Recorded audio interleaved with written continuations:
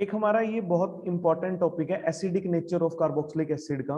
तो इसको आपने बहुत अच्छे से करना है। एसिडिक नेचर के ऑफ कार्बोक्सिलिक एसिड, इसमें हमारे पास एसिडिक नेचर में हम लोग बेसिकली पी के ए वैल्यू भी पूछते हैं या के ए वैल्यू भी पूछते हैं। आपको याद रखना है जिसकी एसिडिक नेचर ज्यादा उसकी पी के ए वैल्यू कम होती है और के ए वैल्यू उसकी ज्यादा होती है। तो एक इंपॉर्टेंट क्वेश्चन है, वेरी इंपॉर्टेंट। इसके कई सारे क्वेश्चन आते हैं। इसमें सबसे इंपॉर्टेंट एक कॉन्सेप्ट है इलेक्ट्रॉन रिलीजिंग का और इलेक्ट्रॉन विड्रॉइंग ग्रुप्स का। अगर कोई इलेक्ट्रॉन रिलीजिंग ग्रुप अटैच होता है तो वो एसिड स्ट्रेंथ को हमेशा डिक्रीज करता है। अगर कोई इलेक्ट्रॉन विड्रॉइंग ग्रुप अटैच होता है तो वो एसिड स्ट्रेंथ को इंक्रीज करता है। जैसे हम फर्स्ट एग्जांपल में देखते हैं, यहाँ पर खाली COH है। देखो यहाँ पर भी COH है, COH है, COH है और COH है। सब में COH कॉमन है। इसके साथ COH के साथ सिर्फ एक ही हाइड्रोजन लगा हुआ है। यहाँ पर एक CH3 ग्रुप लगा हुआ है। यहाँ पर दो कार्बन वाला ग्रुप लगा हुआ है C2H5। यहाँ पर CH है, CH के साथ दो कार्बन लगे हुए हैं और यहाँ पर CH C के साथ तीन कार्बन लगे हुए हैं। जैसे जैसे CH3 ग्रुप्स बढ़ रहे हैं यानी कि इथाइल ग्रुप्स, अल्काइल ग्रुप्स बढ़ रहे हैं।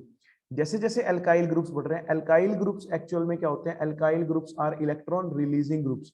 जैसे जैसे अल्काइल ग्रुप्स बढ़ेंगे वैसे वैसे एसिडिक स्ट्रेंथ कम होती जाएगी। तो जैसे जैसे अल्काइल ग्रुप्स बढ़ रहे हैं एसिडिक स्ट्रेंथ कम हो रही है। सबसे ज्यादा एसिडिक हमारे पास फॉर्मिक एसिड है और सबसे weak acidic among this is this, ठीक है, टर्शरी वाला। तो ये आपने याद रखना है। इसी तरह से सेम दूसरा कॉन्सेप्ट है इलेक्ट्रॉन विड्रॉइंग ग्रुप का। इलेक्ट्रॉन विड्रॉइंग में अब हमने देखना है इलेक्ट्रॉन नेगेटिविटी ऑर्डर को भी देखना है। तो इलेक्ट्रॉन नेगेटिविटी जैसे फ्लोरीन की सबसे ज्यादा है, then chlorine, then bromine, then iodine. तो जहां पर फ्लोरीन अटैच है CH2 के साथ तो उसकी जो एसिडिक नेचर है वो क्लोरीन वाले ग्रुप से ज्यादा, देन ब्रोमीन से, देन आयोडीन से। इंपॉर्टेंट। इसके बाद हमारे पास थर्ड है ये। इसमें आपने क्या देखना है थर्ड वाले एग्जांपल में? थर्ड वाले एग्जांपल में हमारे पास Cl अटैच्ड है। अब ये जो Cl अटैच्ड है, यहाँ पर ये जो Cl अटैच है फर्स्ट सेकेंड कार्बन पे है, यहाँ पे फर्स्ट टू थर्ड कार्बन पे है, यहाँ पे first two three fourth carbon पे है, यहाँ पे है ही नहीं। तो इसमें डिस्टेंस का फर्क है। यहाँ पे सेकेंड कार्बन पे है, सेकेंड कार्बन COH के पास है ज्यादा, थर्ड कार्बन थोड़ा और दूर है, फोर्थ कार्बन और ज्यादा दूर है। जितने कार्बन COH ग्रुप के पास होगा उतना ही एसिडिक नेचर उसका ज्यादा होगा, ठीक है। वेरी इंपॉर्टेंट, इसको भी आपने अच्छे से करना है। नेक्स्ट फोर्थ में हम लोग देखते हैं, इसमें ये बड़ा इंपॉर्टेंट क्वेश्चन है। इसमें हाइब्रिडाइजेशन का कॉन्सेप्ट भी लगता है। इसकी हाइब्रिडाइजेशन हमारे पास sp है।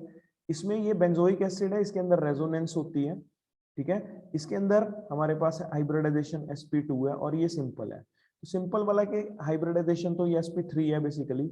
जितनी sp हाइब्रिडाइजेशन होती है उतना ही ज्यादा s करेक्टर होता है। तो s करेक्टर जितना ज्यादा होता है उसकी जो एसिडिक नेचर है वो उतनी ही ज्यादा होती है। तो इसकी जो एसिडिक नेचर है वो सबसे ज्यादा होगी। देन हमारे पास बेंजोइक एसिड की, ठीक है। देन हमारे पास sp2 वाला जो है हमारे पास एलाइल, जिसको बोलते हैं एलाइल कार्बोक्सिलिक एसिड की, और देन हमारे पास इथेनोइक एसिड की, ठीक है। तो इसको आपने याद रखना है, ठीक है। Very important question.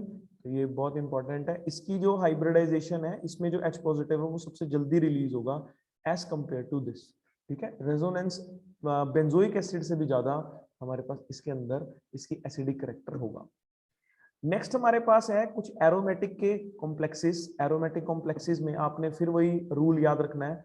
जो इलेक्ट्रॉन रिलीजिंग ग्रुप है जैसे OH रिलीजिंग, OCH3, CH3, ये सारे रिलीजिंग ग्रुप्स हैं। तो रिलीजिंग ग्रुप सबसे लास्ट में आएंगे और विड्रॉइंग ग्रुप जितने भी होंगे वो सारे पहले आएंगे।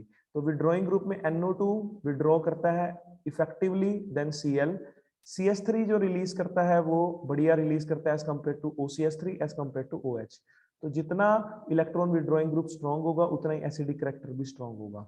जितना इलेक्ट्रॉन रिलीजिंग ग्रुप हमारे पास वीक होगा, ठीक है, उसी हिसाब से हमारे पास उसकी एसिडिक स्ट्रेंथ हमारे पास मेंटेन रहेगी। तो इसको आपने याद रखना है। और लास्ट में हमारे पास जो वेरी वेरी इंपॉर्टेंट है, लास्ट में भी हमारे पास, इसको लास्ट वाले कॉन्सेप्ट को भी हम लोग देख लेते हैं।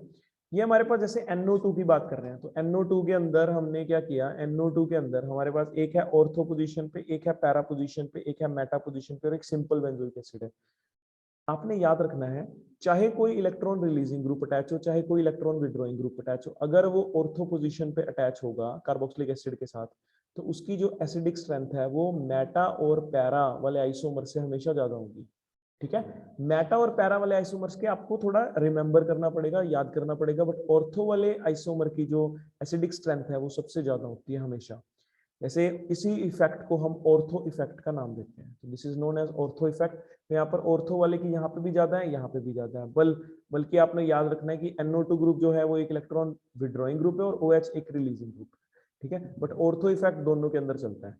तो इसके अंदर तो basically ortho more than para more than Meta होगा, इसके अंदर ortho more than Meta more than simple, and फिर हमारे पास पैरा होगा। इसको आपने याद रखना है। तो ये हमारे पास कुछ इंपॉर्टेंट हमारे पास एसिडिक स्ट्रेंथ्स हैं।